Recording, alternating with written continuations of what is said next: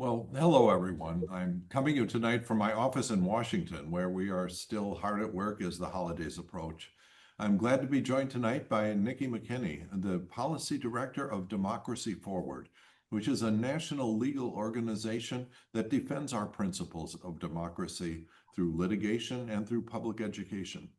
Since the beginning of this administration, Democracy Forward has been one of those organizations leading the effort to challenge Trump's illegal actions on many fronts. Now, Nikki will get into a lot of that more in just a moment. But first, I just want to thank all of you for being here today. I understand how stressful it is in these times for so many of you, and especially those of you who rely on the very federal programs that the Trump administration has been threatening.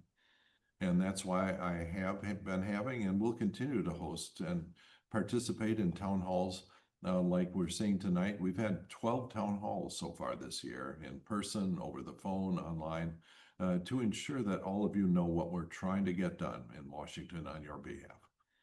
Right now, my Democratic colleagues and I are still fighting to prevent healthcare premiums from skyrocketing. But as things stand at the moment, the tax subsidies for the Affordable Care Act are going to expire at the end of the year, leaving millions of Americans at risk for having their premiums double, triple, or for millions of Americans completely lose their health coverage entirely. I and Democrats are ready to vote to extend those tax credits so we can prevent a worsening of the healthcare crisis.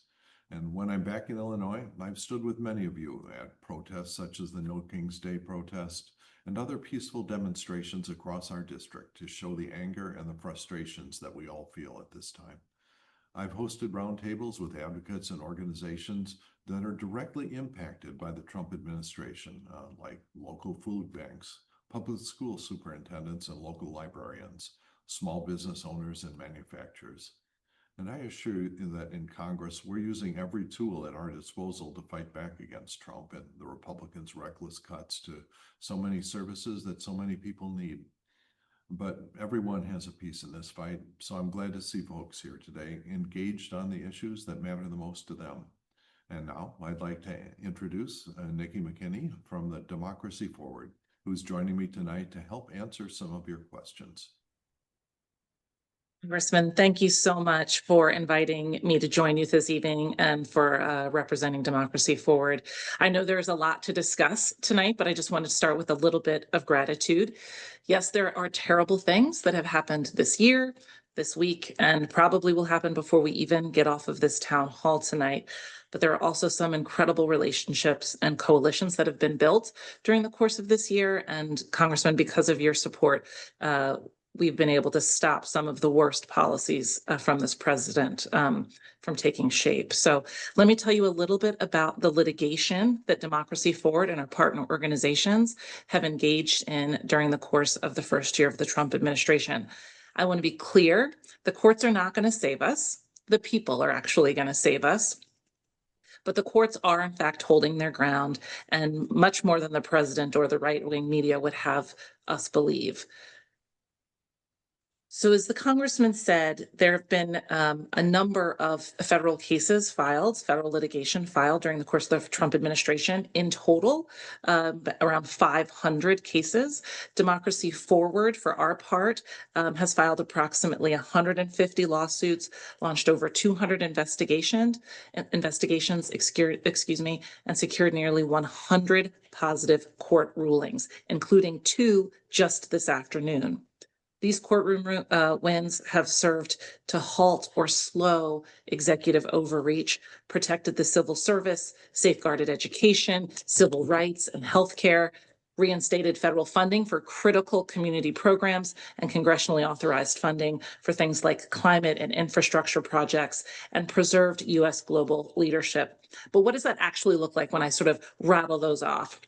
At DF, we were fighting to protect SNAP benefits for more than 42 million people in America, despite the administration's efforts to fight back at every turn and to avoid feeding people during the government shutdown.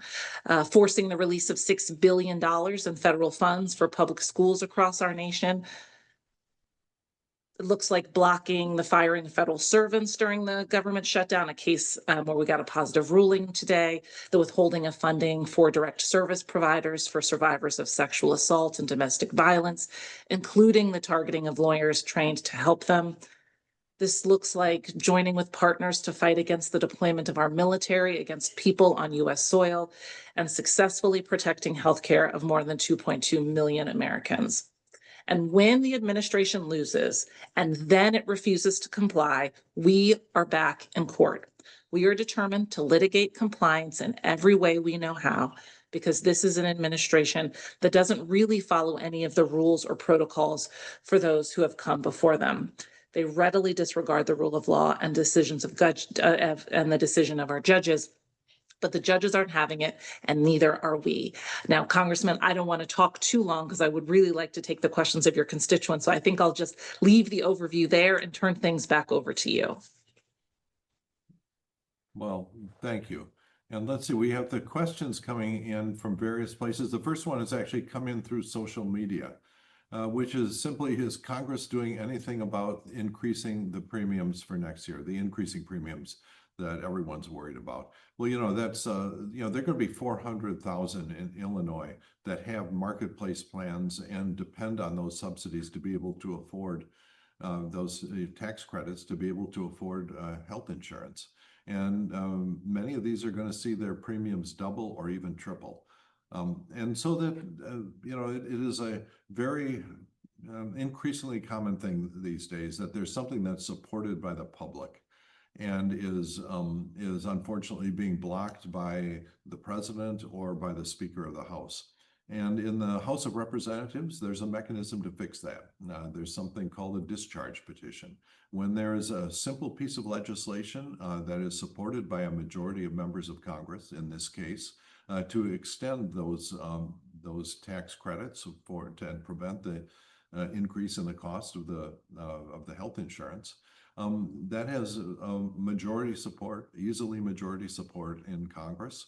But it's been blocked by the Speaker. And the mechanism is you simply get a majority of members of Congress to sign a petition, and that can force the vote to come up, even basically over the Speaker's dead body. And so you can imagine the Speaker is not happy to see this happen. But what happened today is we got a handful of responsible Republicans who were willing to, stand up and sign that petition, which is a public act that they're going to have to go and explain. But I think in this case, they're going to find the public's on their side. And so what that does is it forces a vote. Now, unfortunately, the Republicans are, the Speaker of the House is doing everything he can to slow that down. And what it means is that it's going to be until probably the first week in January before we actually get to vote on it. Obviously, the Speaker could bring it up tomorrow. He could have brought it up anytime in the next few months to avoid all of this crisis. But, they fundamentally don't believe, I think, that there's a government role in helping you out if you get sick. And this is, part of that fight. And so as a result, we're going to have to wait. And because it's after the start of the year, that means it'll be too late to stop this cost increase from hitting, tens of millions of Americans. And so tonight, the Republicans also came up with their answer to this, which was basically, it would cost many hundreds of thousands of people to lose insurance entirely. It's going to force many millions onto what are called these junk plans. It's possible to make really cheap insurance if it doesn't cover everything, which is pretty much what the plans are that the Republicans have in mind, people going on. And also has the usual things of preventing anything bought on the exchange from covering abortion care, which is something that I know I feel strongly about. Anyway, so that's sort of the state of play. But I think it was interesting to see the reaction of the public and of the Republicans about their failure to really do anything to prevent this cost increase.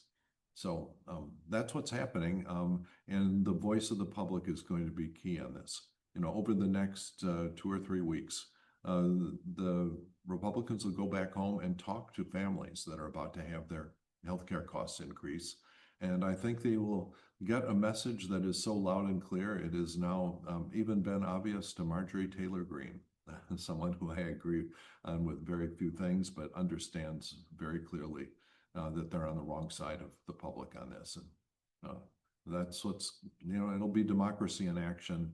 And we're doing everything we can to make sure it acts rapidly enough to save all the families around the country from these giant cost increases. And now I am. All right. And so we're going to move on to our next question now. Christine J., if you would like to unmute yourself and ask your question live, you'll see an unmute button come across your screen. Just hit unmute and ask your question live. Wow. Okay. Thank you. Wow. Thank you so much for the opportunity. Thank you for the work, Representative Foster. It can't be easy being in Washington. We're trying. That's all I can say. Well, I guess my question really had to do with how we're going to be able to gain more support in 2026 and in 2028. And I guess I'm getting the sense that if we can broaden our message a little bit, we need to be more inclusive, bring back some of the people that voted for Trump in 2024, but voted for Biden in 2020. And I guess I'm just wondering, how are we going to broaden the message so that we can bring in more support, that we're going to be more inclusive?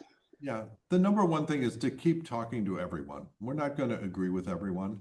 But, for example, I spent a big part of my life as a businessman. And so I spend a lot of time talking to the businesses, large and small, that operate in the Illinois 11th. And they're being hurt badly by the tariff policies, for example.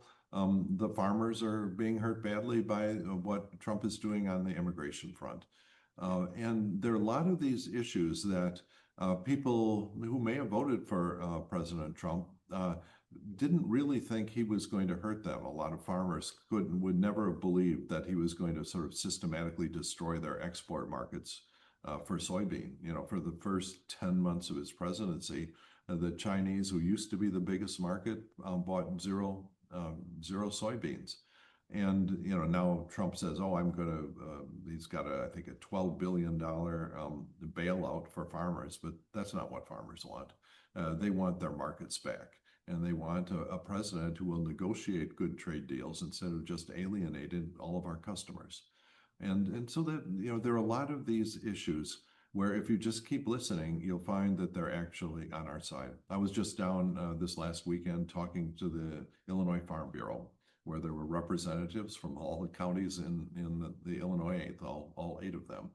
And it was interesting to just listen to them about their dissatisfaction with a lot of things that people are doing. They weren't yet talking in terms of voting against the president, but they were, you could see they were thinking about it. And so this is part of it, to just keep listening and talking to everyone. I think that, there's a lot of tone deafness that's going on that we don't even have to do anything except for be polite and point out that we can do things differently. It would not have been the first priority of Democrats to go and spend $400 million on a big new golden ballroom in the White House and tear down a reasonably functional East Wing of the White House. But that's what the president decided that he was going to spend a big pile of money on. There's a long list of things like that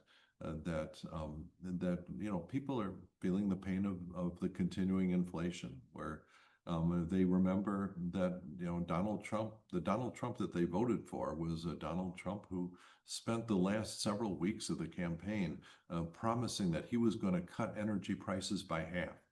He said, "I'll cut your electrical bill by half. I'll cut your gas bill by half. I'll cut your heating bill by half." Okay, hasn't happened, and in fact, it's moving the other way.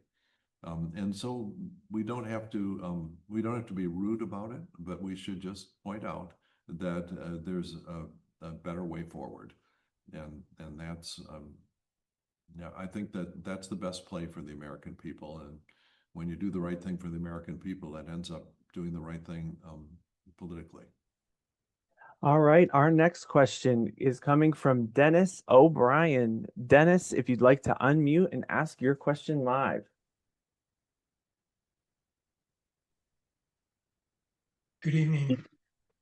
I too want to thank you for your sense of civic virtue for us. I know it can't be easy. So it seems to me that in the conversations I have that we don't have many options other than to try to stay aware and active, talk with our neighbors and the like until the midterms, and hopefully we can put a stop to some of the foolishness. But I wanted to ask you if you share with me my optimism that once this passes, the integrity of our institutions will be reclaimed. I know it may take some years for a new president to appoint different judges, but hopefully through elections, the American people will send a majority to Congress that's willing to govern. Are you confident?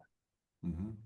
Well, one of the things is that, our institutions are only as good as the people who occupy the offices there. And one of the tragedies of this administration is that he has driven so many good people out of the federal government.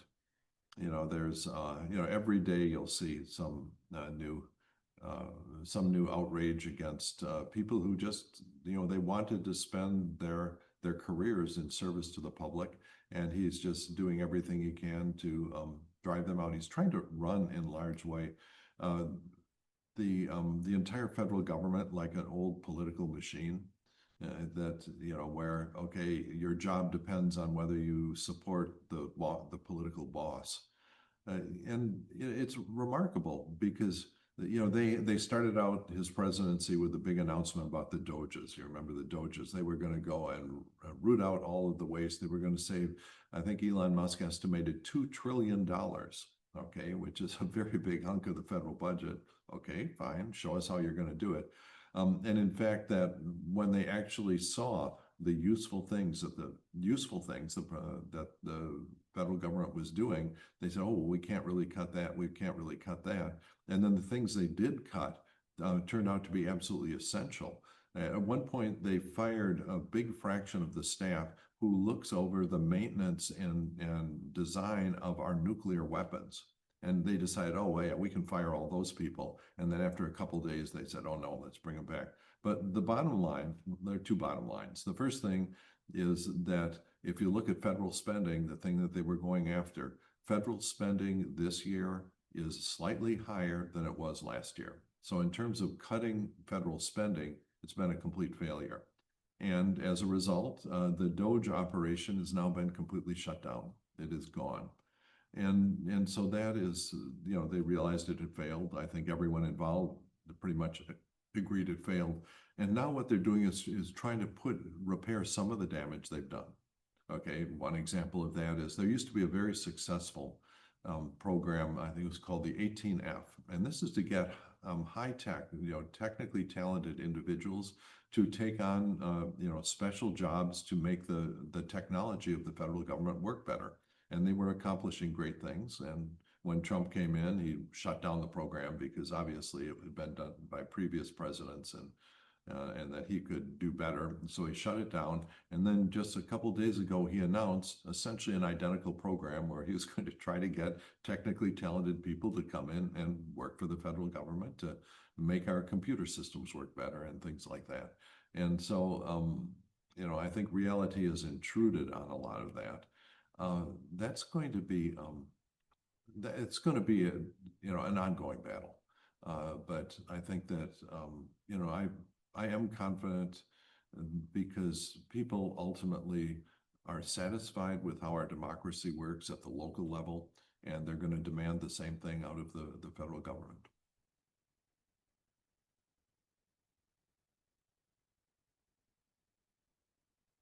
And Nikki, if you want to weigh in on that same answer.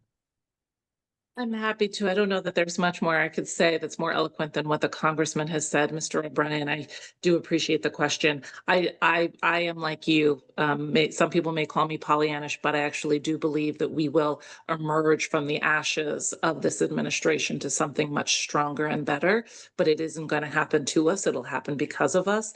And I'm heartened to just see the hundreds of people are on this call who feel an obligation to make sure that our democracy remains. So that's why I'm optimistic.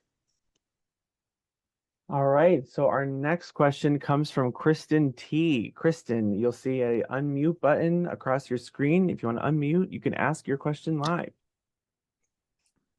Thank you. I actually had a question that's maybe even gets bigger as I'm thinking about it now. I've been very, very disturbed by all the ICE action around the country, and I'm just wondering if you or Congress as a whole, assuming eventually Democrats will be in power again, will be able to hold individual ICE agents accountable, but also leadership accountable for the violence, the warrantless arrest, the holding of U.S. citizens. It's just been very, very frightening. And then beyond that, is there a commitment to strengthen our democracy in a way that, we cannot have racial profiling with ICE? And is that even possible without expanding the court or reforming the Supreme Court? Thank you. Okay, well, I guess Nikki's probably the best one to hit on the legal questions here. Thank you so much for the question. It hits at the heart of some of the largest cases that Democracy Forward and our partners have. Democracy Forward and ACLU filed the first case when the president invoked the Aliens Enemy Act and essentially abducted individuals from the United States and sent them to a gulag in El Salvador. We've had to remove ourselves from that case for a number of legal reasons that are not important, but ACLU's continued to fight. And it is in that case where you have seen the administration's failure to comply with that court order. And Judge Boasberg, the judge in that case, is now having contempt proceedings. We filed a lawsuit against the federal government as it relates to the actual agreement between the State Department and El Salvador to house those individuals. Our partners at ACLU file habeas petitions on behalf of individuals nearly daily. I think there have been hundreds of them. And we have also filed cases against ICE, what we call our sensitive locations cases, because it had been understood an ICE policy that they would not go to sensitive locations, houses of worship, schools, other places where people should feel safe, regardless of their documentation status. And this administration upended that as a part of their incredibly reckless attempts at immigration control. And so we are in court on those cases, and we have partner organizations who are similarly in court on issues. Whether or not, to your initial question, we will be at a point where we can hold individual ICE agents to account for what they've done. I don't know that there is a clear ability to do that. What I would say, though, is that ICE, under the big, beautiful bill, received a lot of money. And what concerns me is the way in which ICE will spend that money. I do not believe that there's the federal infrastructure for them to use federal agents to do that work. Will they begin to contract that work out? That is something that we will be tracking, because when contractors get involved in customs and immigration, when they get involved in law enforcement, generally, we have seen that go poorly, particularly as it relates to work for overseas. So that is an area where we are tracking, and we are going to be monitoring what ICE does over the course of the holidays. You could see a universe under which they behave improperly at houses of worship as we get close to high holidays for many individuals. So I don't have answers to all your questions, but what I can tell you is that we are in court. We have been able to stop them from doing a number of the reckless things that they have done, the lawless ways in which they have behaved. And when braver people are elected to Congress, and when the right people are elected to Congress, and there is governing to do, I do not see a universe where Congress doesn't tackle this issue early and head on. But Congressman, I don't want to certainly opine on what Congress might do, but I know this is a place where you and your Democratic colleagues have been really, really focused over the past several months. Yeah, I know essentially the entire Democratic delegation from Illinois. One of the first things that we did was demanded a meeting with ICE about their operations down at Broadview. or to be able to visit that facility. And there was rescheduled and eventually basically blown off by ICE on that. I think one of us, Lauren Underwood, got a brief visit to the facility when it was not being used and was effectively empty. And so you don't learn much then. But I believe that just in the last day or two, the courts have actually said, no, Congress has a right to go into these facilities and inspect them without having, some big procedure. We can, as a member of Congress, I can go in and see our nuclear weapons taken apart if I ask, and ask the experts how they work. All right, but somehow they've made up reasons why we can't go and see what ICE is doing, and it makes no sense from any point of view. And it's good to see the courts are doing their job and so far seem to be on Congress's side on that. And so you'll see members of Congress seeing what's being done and being able to talk about it and eventually testify if there are legal proceedings that have to happen. To those who have just joined, I just want to remind to go to the bottom of the screen along the toolbar and click the Q&A button if you want to ask any more questions. If that Q&A button does not appear for you, click the More button and you should see the Q&A option there. Write your question and hit submit. All right, we're going to move on to our next question from Diane F. Diane, you're going to have an unmute button come across your screen. Unmute and ask your question live. Thank you, Mr. Foster, and thank you so much for all your help. Have you guys resolved the issues that caused the shutdown, or will there be another shutdown? Well, I hope not. We're certainly trying to avoid one. Some people have described the agreement that we got to end that shutdown as sort of a Christmas truce. Because while some parts of the government have been funded throughout the end of this year, or next year actually, it looks like the Senate may be close to a bipartisan agreement on another big part of the government, so that won't be shut down. But as it stands right now, at the end of January, there will be a somewhat smaller shutdown, and in a lot of ways, we'll be back where we were. What happened at the end of that shutdown was, the Republicans had decided they were going to do things like hold the SNAP benefits hostage there. And, we were hearing from people that were just terrified. They absolutely depend on SNAP benefits for their nutrition. And the Republicans were saying, okay, well, unless you go and, do what we want to end the shutdown, we're going to hold the SNAP benefits hostage. And so, a lot of people were disappointed that we didn't just keep up the fight forever and ever. But, I sort of think about it as kind of a family that has paid a ransom after a kidnapping. There were people that were really going to suffer if the SNAP benefits, for example, and many other things, had been cut off for a long period of time. The food pantries cannot handle the load, by themselves because the SNAP benefits are like 10 times more. And so this is, that would have been a catastrophe. And we're trying to do our best to avoid it. So all I can say is stay tuned and make sure that your voices are heard when the negotiations resume. All right, our next question comes from Journey S. Journey, you'll be unmuted and you can ask your question live.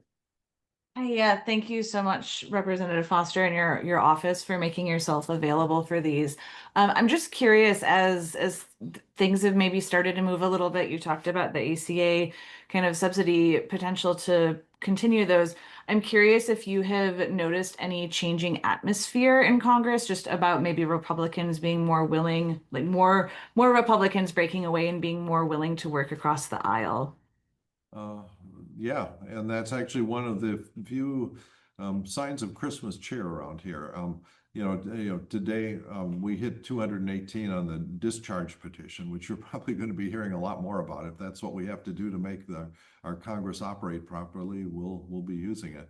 But there were previous things, the Epstein things. We only have an agreement to free and a law to free the information in the Epstein Trump files because of a discharge petition that a few brave Republicans were willing to walk up to the well of the House and sign that petition. Another very important one has also been passed through the House on federal employee collective bargaining. One of the most noxious things, to my point of view, that President Trump has done is that he issued an executive order to say, federal employees no longer have the right to form unions or even to collectively bargain, which is a hard-fought right that they've earned over generations. And with a stroke of his pen, Trump thought he would get rid of it. Well, turns out that there were a handful of responsible Republicans who said, no, I believe in a workers' right to collectively bargain, and they signed a discharge petition that came up for a vote. It passed, and that's progress. So yeah, we're seeing well, if not some stiffness of spine by some of the Republicans, at least some viscosity of spine, if you understand the scientific meaning of the term. All right, we're going to move on to our next question that comes from Helena J. Helena, you'll be unmuted and you can ask your question live. Hi. It seems like a lot of issues touch me personally because I work in the healthcare, and I'm afraid what's going to happen with the healthcare next year. And I'm also immigrant, so seeing things that happening with ICE is terrifying. But my questions are, what is Trump doing with Venezuela? It seems like this conflict or is made up, and he is just trying to evoke some power over that country. And another question is to you, Representative Bill Foster. What are you doing in Congress to support Ukraine for their fight for peace and democracy? Yeah. Thank you. Ukraine is something I feel very strongly about for several reasons. The first thing is my daughter-in-law's family is from Ukraine. And so we hear about that and think about that. Probably not as much as you do, but Ukraine, it's not talked about a lot, but Ukraine at the end of the Cold War, it gave up the world's third largest nuclear weapon arsenal. And it gave it up in return for a promise of territorial integrity. There was something called the Budapest Memorandum that was signed by the United States, by Germany, France, and Russia, that if Ukraine was willing to give up its nuclear weapons, that we would have their back if they ever were attacked. And obviously, President Trump, is not supporting that. The single biggest thing that we can do, I think, is to do everything we can to get the Europeans who are sitting on over $250 billion of frozen Russian money that was seized immediately after the war, to just simply turn it over to the Ukrainians in the form that they can use to make more weapons. The Ukrainians have shown to be just tremendously spirited and determined and successful fighters for their freedom. Yeah, freedom fighters tend to be that way. And so it was, and so what's happened is that, on a bipartisan basis, as a member of the Financial Services Committee, we regularly go over and talk to financial people in Europe, and that's where the money is being held. It's mostly being held in Belgium, it turns out, and there are ongoing discussions today in Europe, just in the next few days, where they're trying to figure out what mechanism they can do to apply those $250 billion to Ukraine's military defense. And that is something that I was very disappointed to see, that President Trump is actively discouraging the Belgians and the Europeans from freeing up that frozen Russian money. And I just don't know what he's thinking. This will cost the taxpayer nothing. Anyway, so that's a long story about Ukraine, and you're absolutely right about all the other countries. When President Trump says, "Oh, we're going to make Canada the 51st state," we're making Greenland, a new, we're going to take over Greenland, all this sort of stuff. He may think it's funny. It's not funny. Every country on earth had to fight for its freedom.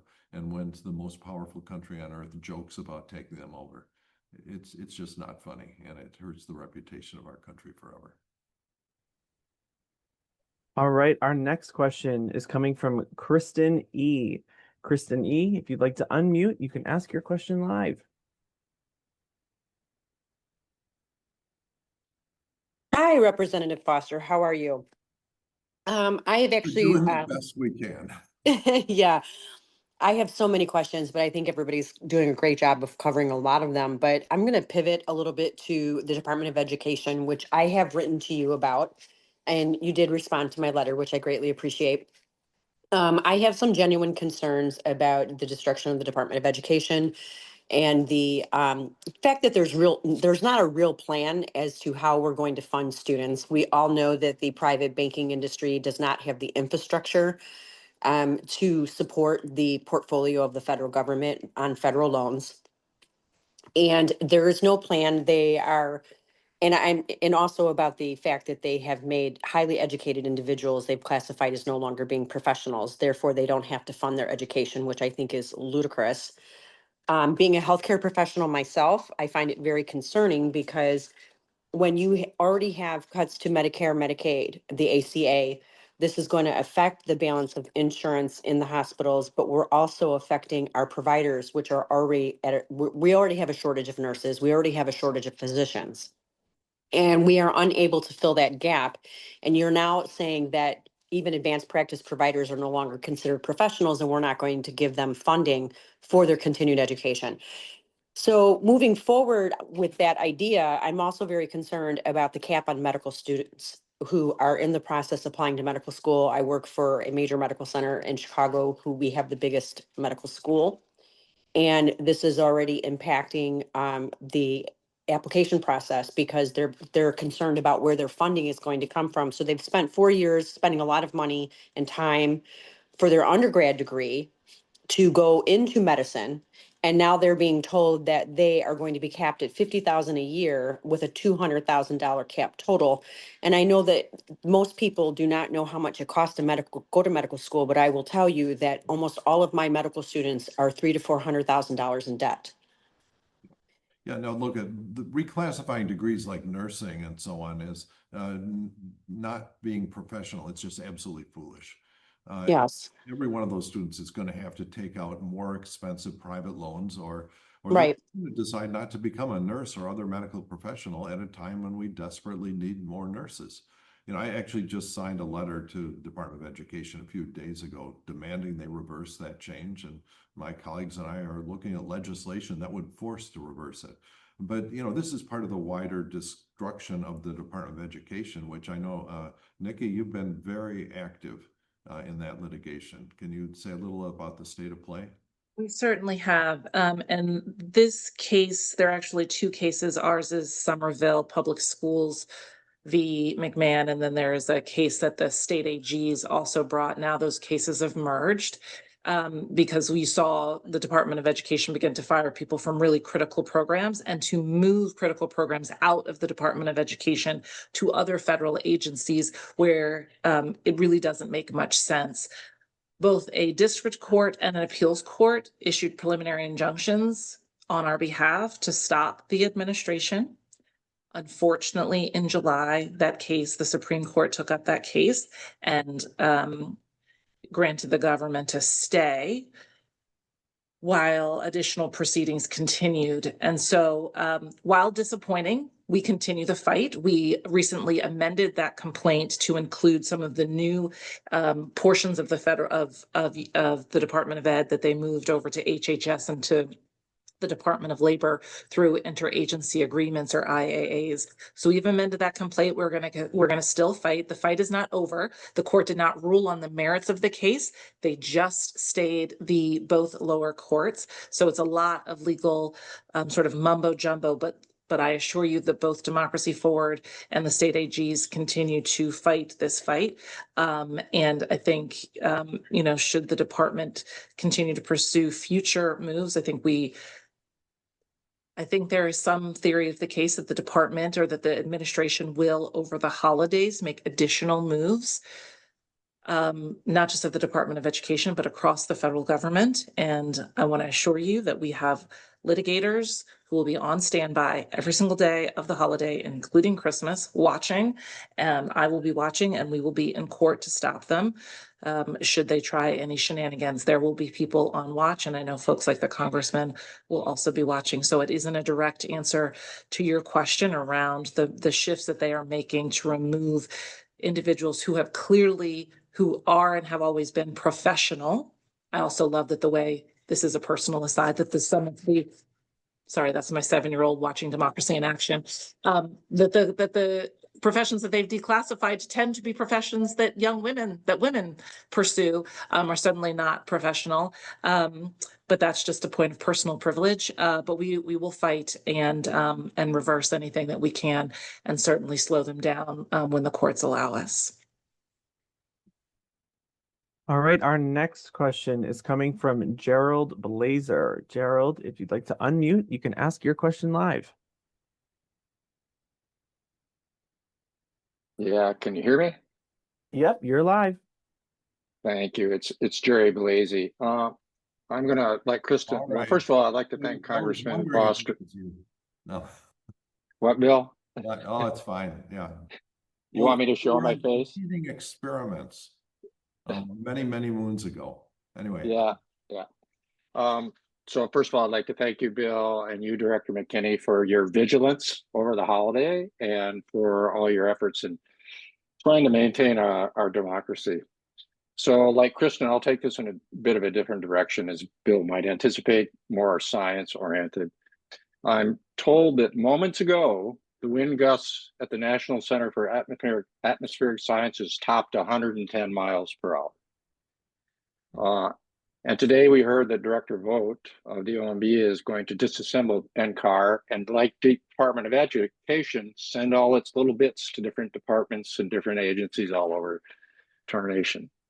So it's kind of ironic right now, NCAR, where we study the weather and the climate, is being assailed by the climate and politics at the same time.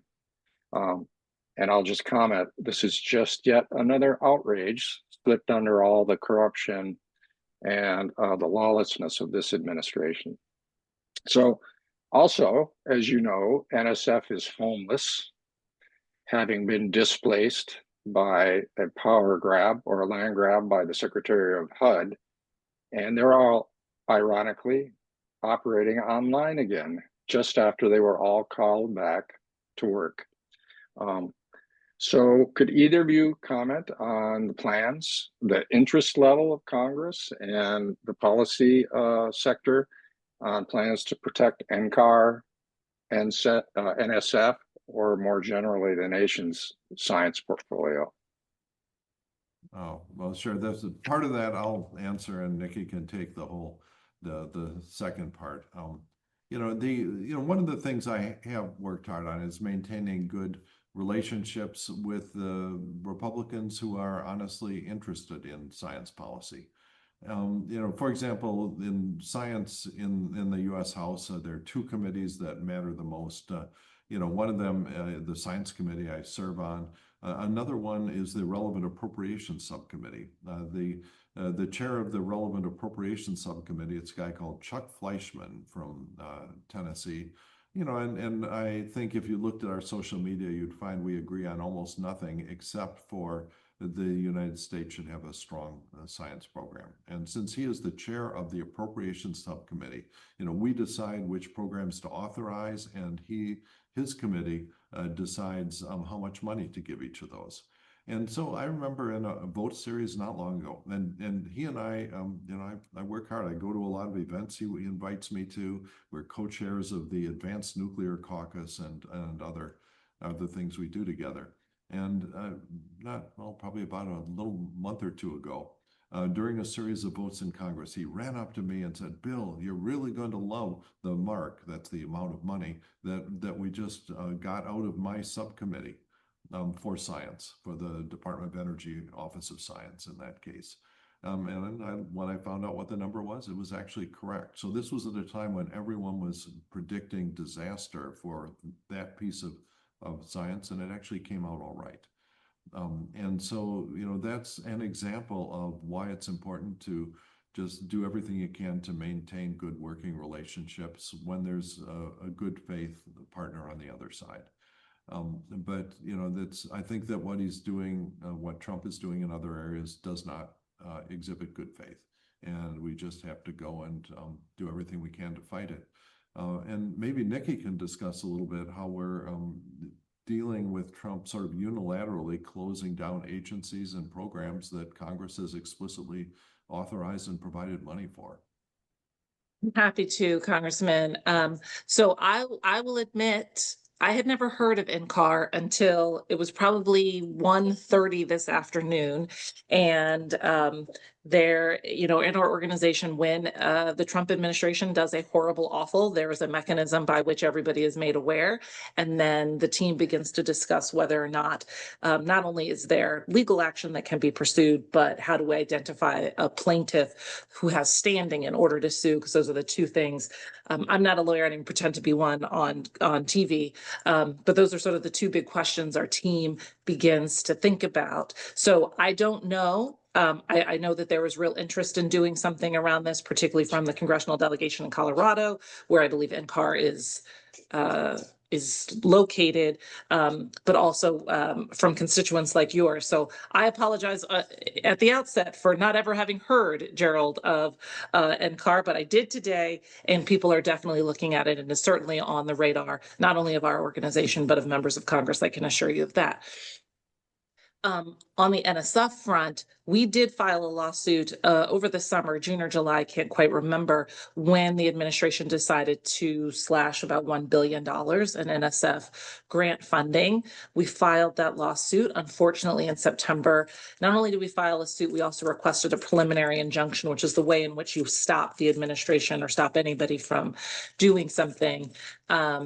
And unfortunately, we weren't granted the preliminary injunction, but that doesn't, again, we didn't lose on the merits of the case. They just didn't stop the administration from halting that funding. So we continue to fight that case. And, we believe in the areas of health and science. These are places where, organizations who otherwise don't have funding to go to court and to take the administration to task, take the government to task, where we like to step in, because all of our lawsuits are done pro bono. We are not funded by the federal government. We are fully funded by donors and philanthropy and the many ways in which nonprofits can be funded, and fight these battles completely pro bono, and do so alongside our co-counsel when we have it. So I assure you folks at Democracy Forward monitor these issues, and Congressman, I will make sure that if we or any of our partner organizations decide to file a case as it relates to NCAR, I'll make sure that so you can pass that along to your constituents. Thank you, Dr. McKinney, for taking a look, and I hope you can find some way to bolster their case. All right, our next question is coming from Stacy McCaskill. Stacy, I noticed you had your hand up. Appreciate the patience. If you want to unmute and ask your question live. Hi, my name's Stacy McCaskill. Hi, Representative Foster. Again, I'm going to bring up the hemp killing language that got passed. I'm just wondering, is there any kind of strategy to save hemp farmers in Illinois? Wow, yeah. And I'm wondered if you've had a chance to talk to the Illinois Department of Agriculture, the hemp program down there. Are they doing anything, or anybody talking about anything? For the others that are on this call that don't know, there was language slipped into the bill last minute that is completely shutting down the CBD hemp cannabinoid industry. I'm a seed to label hemp farmer in Woodstock, Illinois, Hemp Stock Farms. This language, if it is allowed to stand, and there's no attempt made to change it or give us an extension or anything like that, it will make illegal 95% of my current product line, and 80% of what I sell right now produces no head high whatsoever. So I don't understand why my whole entire industry is being crushed. And I'd like to know if there's anything that you can do to help us. Yeah. Yeah. So what happened is, the Senate snuck a provision into the CR, the deal that ended the shutdown at the last minute, that basically banned the sale of hemp in the US. It's killing the whole industry. If it's any help, you're not the only industry that's being crushed by some of these Republican policies. Anyway, you don't want to get me started on that. But it's one of the many reasons I voted against the CR, and I oppose this. I grew up at a time when the marijuana industry, didn't exist as an industry, and that a lot of people had their lives ruined by penalties that were out of proportion to any of the damage that marijuana ever did to people. But the hemp industry is very different than the marijuana industry. It's not, as you pointed out, the majority of the products are not about their psychoactive effects. And this is another example where frankly the Republicans don't understand business. They used to be strong on business, and they just sit down in Mar-a-Lago and strike deals with billionaires and don't have their heads in the real world of business. So this is going to be one of many things on the table when we negotiate the replacement for the CR at the end of January, probably. So this is the right time for you to continue to contact the Senate and the House on that, and so make sure your industry knows that the Republicans did something very very stupid and painful in this, and that they should just admit it and fix their mistake. I don't think it's not the biggest issue that our nation faces, but for your business, it's an existential threat. And I spend a lot of time talking to small businesses where I'm always surprised at how important one government decision can be. And when we see government screwing up something, it's our duty to do our best to fix it. All right. Thank you so much. Our next question comes from Cindy W. Cindy, if you'd like to unmute, you can go ahead and ask your question. Hi, I am curious to the changes that are coming to Social Security and Medicare. I'm very worried. One copay of my medication, my cost is $1,000 a month. And I can't afford that. And I'm afraid that the Medicaid is going to be taken away. Can you speak to that? Yeah, well, this is really what a lot of the shutdown fight was about, and we're fighting to prevent exactly what you're worried about. The big beautiful bill, as the Republicans called it, cut $900 billion from Medicaid. So it's not gone, but $900 billion is not nothing. Most of these cuts and other associated policies, like so-called work requirements, they're actually going to go into effect next year in 2026. So there's still, the pain is not yet felt on that, and you're right to be worried about what Republicans have done, frankly. On Medicare, there is also something. Well, the Republicans, there will be a cut coming if Congress does nothing. The Republicans found a clever way to avoid them just having to vote explicitly on we are going to cut it. So what they did is that they caused a huge increase in the federal deficit, and that triggers an automatic cut.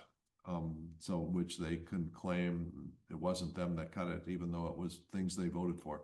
It'll be about a 4% cut in sequestration cut in the total money available for Medicare. And so that is, there's no way to hide the pain from that.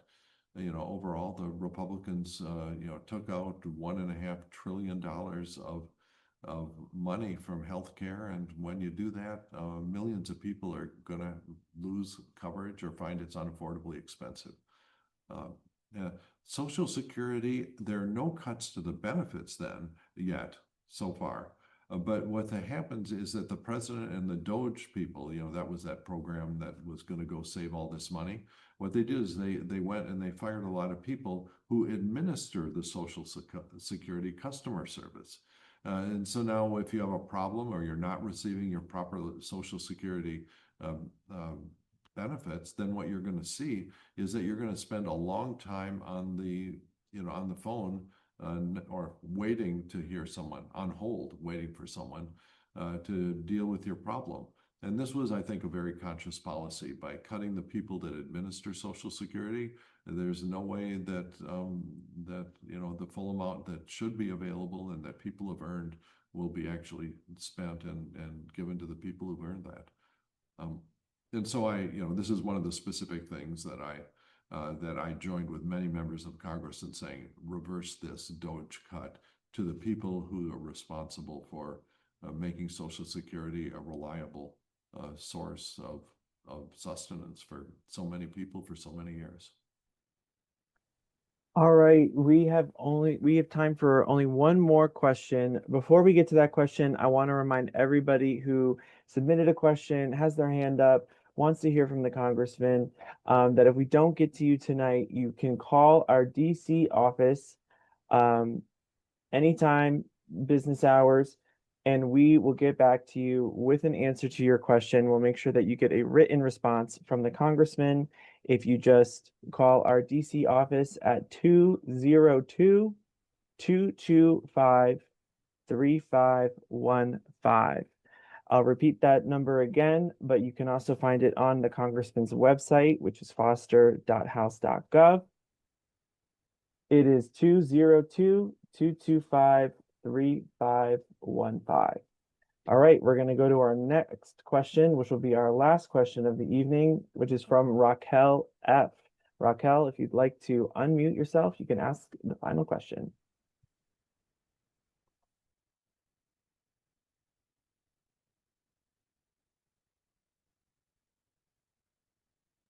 All right, Raquel, we have your question here. Anyways, if you're ever having trouble unmuting yourself, it is about ALS funding for your husband. You're a long-time supporter of medical research, and you want to know about this bipartisan issue. Oh, sure. Well, this is one of the the most painful things. As you may know, the person that President Trump put in charge of Health and Human Services, which includes the NIH, is someone who is not a medical person and not a scientist. And in fact, he's a conspiracy theorist. And not only that, there have been just massive cuts and pretty much thoughtless cuts to the medical research budgets. And thousands, you've seen completely, frankly, stupid things done, like research programs that were 80% done have their funding cut off so that they will never be completed and won't know the result of the research. And there's just a long list of things like that. And the problem with that, the biggest problem with that, is that you're going to delay the cures for so many diseases that people will still suffer for. So you'll not know specifically this cut that was made this year, prevented one person 5 or 10 or 20 years from getting the life-saving treatment that they need, because it will be delayed. If you look at all of the medical miracles that are still coming out of the pipeline, those are all due to research that was budgeted for and paid for by the taxpayer, decades ago. And so I was joined by many members of Congress to support the full $51 billion for the National Institute of Health to keep that research going. And as well as dedicated specific funding for a variety of debilitating diseases, including north of $300 million, I believe, for ALS. And that would have kept the research going and even accelerated it. I'm a member of the Rare Diseases Caucus because one of the things is that it's easy to get the big drug companies very involved in something where there are lots and lots of customers. But if it's a rare disease, it's pretty hard, and it's hard to make the business case for making a drug to deal with a rare disease. And so that that's a role for government to make sure that some amount of research goes into the diseases that don't have that many sufferers and therefore aren't of huge commercial interest. And this is a bipartisan group that's been focused on pushing research into these diseases. And so that's, one of the many ways that I think Congress can provide a positive role that's not just saying, okay, let's let the free market do everything, because the free market won't work very hard on rare diseases. So anyway, I just wish best of luck for the ALS that apparently your husband suffers from. There's that one's frustrating because we're starting to understand a lot of exactly how that particular disease works, which means then you can start thinking about designing cures and effective therapies. But if you cut the budget, the people will just find something else to do. Well, we're doing what we can. We haven't, frankly, been as successful at defending the National Institute of Health budget as we have the Department of Energy Office of Science budget. And so we do what we can where we can here, but that's at the very top of our list. Unfortunately, that's all the time that we have for questions tonight. If you want to catch the full recording of this town hall, make sure to check out our social media channels tomorrow or head to our YouTube channel at Rep Bill Foster. All social media is at Rep Bill Foster. Once again, if we didn't get to your questions tonight, feel free to call the DC office, which is 202-225-3515, and we'll ensure that you guys get a written response back from the congressman. Now I'm going to pass it over to Congressman Foster to say some closing remarks. Well, I'd just like to thank you all for taking time out of your night to tune into this. During these times, staying informed and engaged is absolutely crucial, no matter how painful it sometimes is. Through town halls like these, through my social media channels, newsletters, I'll do everything I can to keep you informed on what's happening in Washington and what I'm trying to get done to hold this administration accountable. Because it's only by working together that we're going to be able to continue to and prevail in this fight for a government that works for all of us. Have a wonderful night.